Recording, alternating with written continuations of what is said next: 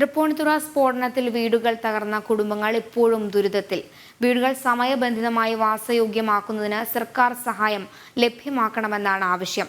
അറ്റകുറ്റപ്പണി വൈകിയാൽ വീടുകൾ പൂർണ്ണമായും വാസയോഗ്യമല്ലാതാകുമെന്നും പ്രദേശവാസികൾ ചൂണ്ടിക്കാട്ടുന്നു.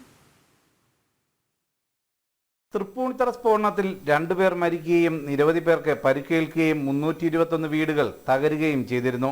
സംഭവത്തിൽ നാശനഷ്ടത്തിന്റെ കണക്കെടുപ്പ് നടത്തിയതല്ലാതെ നഷ്ടം നികത്താനുള്ള ഒരു നടപടിയും ഇതുവരെയും സർക്കാർ സ്വീകരിച്ചിട്ടില്ല. എന്നാൽ സർക്കാരിന്റെ അനാസ്ഥ കാരണമാണ് ഇത്തരത്തിൽ ജനവാസ കേന്ദ്രത്തിൽ സ്ഫോടനം നടന്നതെന്നും ഉത്തരവാദിത്തത്തിൽ നിന്നും സർക്കാരിന് ഒഴിഞ്ഞുമാറാനാകില്ലെന്നുമാണ് പ്രദേശവാസികളുടെ നിലപാട്. ബലക്ഷയം സംഭവിച്ച വീടുകളിൽ ഭീതിയോടെയാണ് ഇന്ന് ഓരോ കുടുംബവും കഴിയുന്നത്.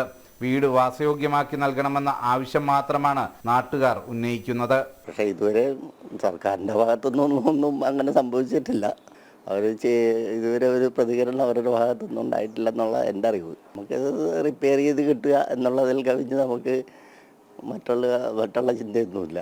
ഉത്സവം സംഘടിപ്പിച്ച കരയോഗം സാരമായി കേടുപാട് സംഭവിച്ച വീടുകളുടെ തകരാർ ഭാഗികമായെങ്കിലും പരിഹരിക്കുന്നുണ്ട്.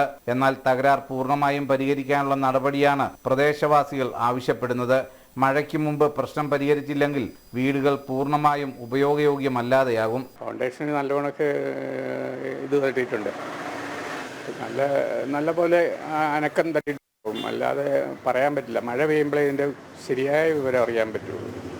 മുന്നോട്ടുള്ള ആവശ്യങ്ങളെന്ന് വെച്ചാൽ നല്ലൊരു നഷ്ടപരിഹാരം തരണം, അല്ലെങ്കിൽ റെഡിയാക്കി തന്നാൽ മതി. അല്ലാതെ വേറെ പ്രശ്നങ്ങളില്ല. കേടുപാടുകൾ സംഭവിച്ച വീടുകൾ സമയബന്ധിതമായി വാസയോഗ്യമാക്കുന്നതിന് സർക്കാർ അടിയന്തര ഇടക്കാലാശ്വാസം പ്രഖ്യാപിക്കണമെന്നാണ് പൊതുവിൽ ഉയരുന്ന ആവശ്യം. ജനം, കൊച്ചി.